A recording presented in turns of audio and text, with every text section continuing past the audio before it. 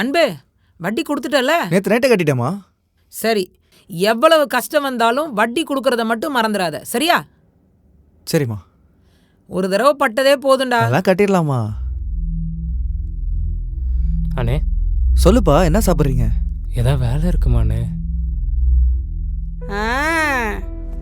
அப்புறம் நான் எதுக்கு இருக்கேனா? ஏய், போய் வேலையை பாரு. தம்பி, இப்போதுக்கு வேலை எதுவும் இல்லைப்பா. தம்பி, யாருப்பா நீ? பார்க்க ஊருக்கு புதுசா இருக்கிற மாதிரி இருக்க. எங்கள் ஊர் சிவகங்கை. நான் இங்கே சென்னையில் தான் காலேஜ் சேர்ந்துருக்கேன். இங்கே ஹாஸ்டல் ஃபீஸ் ரொம்ப அதிகன்றதுனால கூட தெரிஞ்ச ரூமில் சின்ன ரூம்லேயே தங்கிட்டு இருக்கேம்மா. அப்பா அம்மா ஊரில் விவசாயம் பண்ணிகிட்டு இருக்காங்க.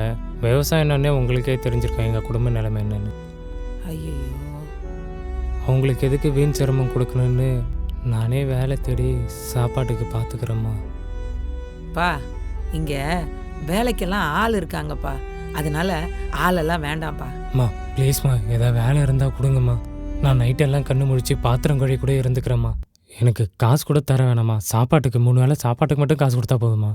இல்லப்பா, என் பசங்க 2 பேருமே இங்க வேலை பார்த்துடுறாங்க, அதனால ஆளெல்லாம் வேணாம் கண்ணு. சரிம்மா.